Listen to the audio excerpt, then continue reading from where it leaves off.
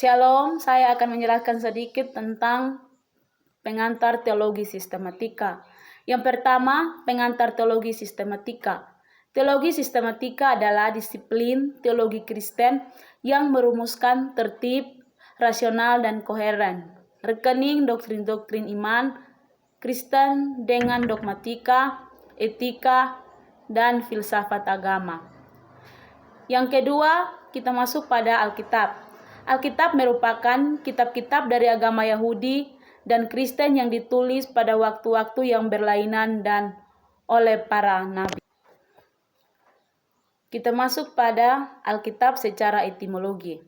Alkitab secara etimologi, istilah dari Bible, pertama kali digunakan oleh Philo pada tahun 20 sebelum Masehi sampai 50 Masehi.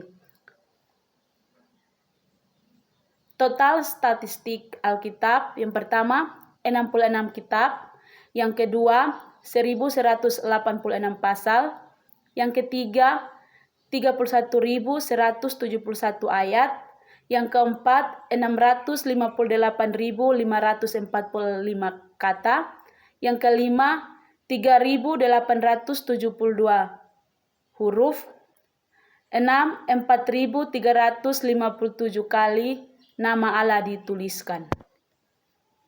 Struktur dan pembagian Alkitab. Berdasarkan isi dan gaya penulisan, Perjanjian Lama dapat dikelompokkan menjadi 5 bagian, terutama yaitu yang pertama, Kitab Taurat 5 kitab, Kitab Sejarah 12 kitab, Kitab Puisi 5 kitab, Kitab-kitab para nabi besar 5 kitab, dan Kitab Nabi Kecil 12 kitab. Sementara pengelompokan untuk Perjanjian Baru, yang pertama, Kitab Injil 4 kitab, Kitab Sejarah 1 kitab, Surat-surat Rasuli 21 kitab, Kitab Wahyu 1 kitab. Daftar buku-buku Alkitab. Yang pertama, kitab-kitab Ibrani, Perjanjian Lama. Sejarah dan hukum-hukum, Kejadian, Keluaran, Imamat, Bilangan, Ulangan. Sejarah bangsa Israel, Yosua, Hakim-hakim, Rut, 1 dan 2 Samuel, 1 dan 2 Raja-raja, 1 dan 2 Tawarik, Esra, Nehemia, Ester. Kitab Puisi, Ayub, Mazmur, Amsal, Pengkhotbah, Kidung Agung.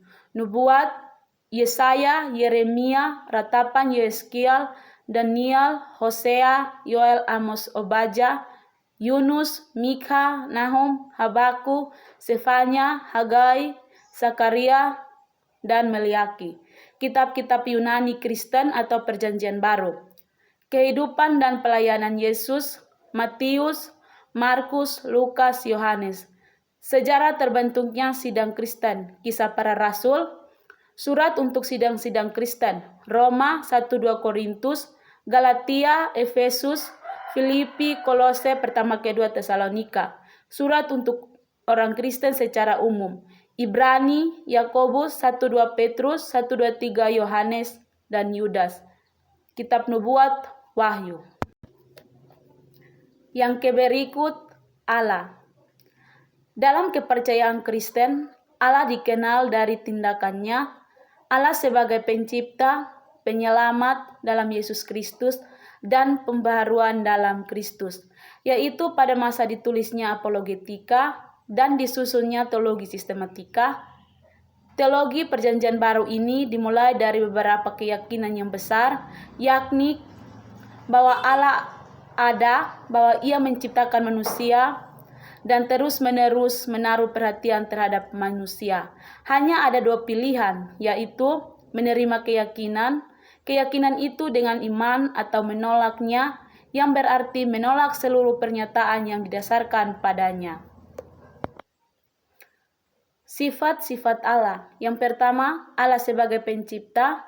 Yang kedua, Allah sebagai pemelihara. Yang ketiga, Allah sebagai Bapa. Yang keempat, Allah sebagai Raja dan Hakim.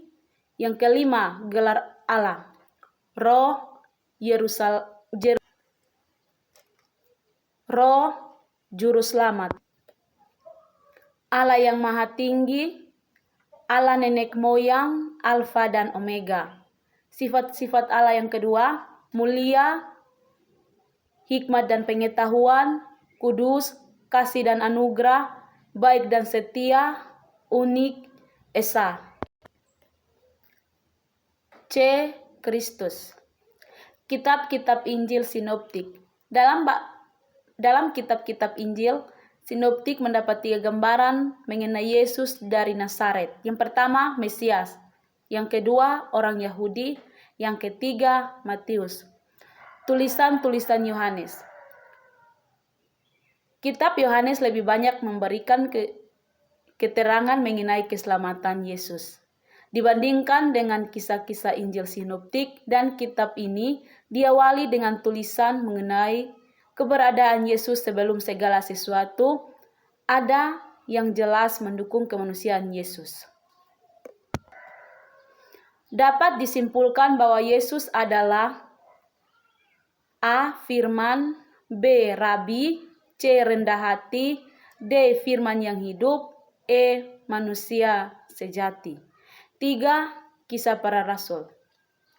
A. Yesus orang Nazaret. B. Nama Yesus digunakan Petrus untuk berkhotbah. C. Tuhan yang bangkit. 4. Paulus. A. Keturunan Daud. B. Termasuk orang Israel. C. Memiliki saudara yaitu Yakobus. D. Memiliki 12 murid. E. Tuhan yang hidup. F. Rendah hati dan lemah lembut. G. Penuh kasih karunia. H. Sabar. I. Keturunan Adam. J. Satu orang yang kian mati untuk semua orang. K. Yang sulung.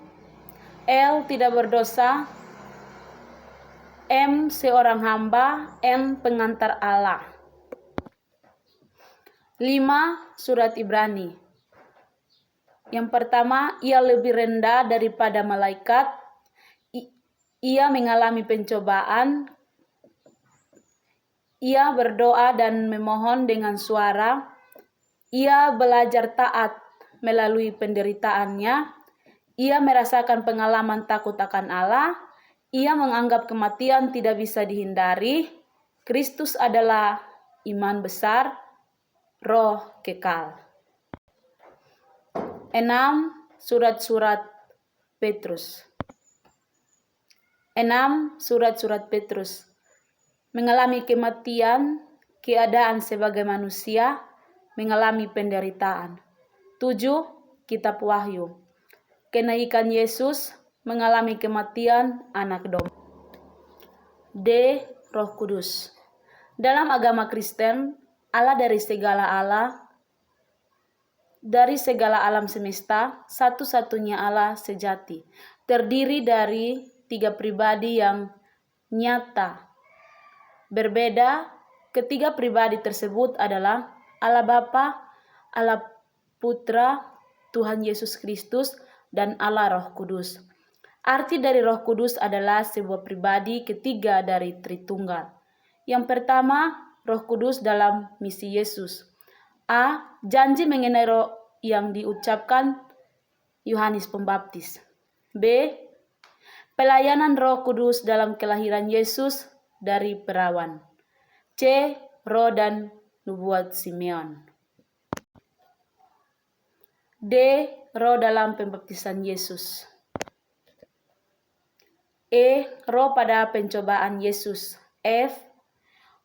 Roh dan pengusiran setan dalam pelayanan Yesus. G. Roh dalam pelayanan Yesus. 2. Roh Kudus dalam pengajaran Yesus. A. Ucapan hujat. B. Tuntutan roh pada masa penghambatan. Yang kedua, merefleksi. A. Kelompok mahasiswa di kampus. Masih banyak mahasiswa di berbagai kampus, bahkan di kampus Kristen pun masih terjadi dan sering mengalami yang namanya kematian rohani. Dengan kata lain, rohani tidak bertumbuh dengan baik. Hal ini disebabkan faktor dari dalam diri sendiri ataupun dorongan dari pihak luar. Mahasiswa Kristen mestinya harus menjadi contoh dan teladan bagi mahasiswa kampus lainnya. B. Kelompok pemuda di gereja. Pada generasi pemuda-pemudi, pada era globalisasi sekarang, hampir semua pemuda-pemudi melalaikan apa yang menjadi tanggung jawab dalam pelayanan maupun dalam lingkup gereja karena adanya faktor ketidaktahuan. Oleh karena itu, kita sebagai pemuda-pemudi harus memperkuat iman kita untuk lebih mengenal Allah agar kita generasi penerus gereja ini bisa lebih tumbuh dan lebih mengenal lebih dalam siapa itu Tuhan. Sekian dan terima kasih.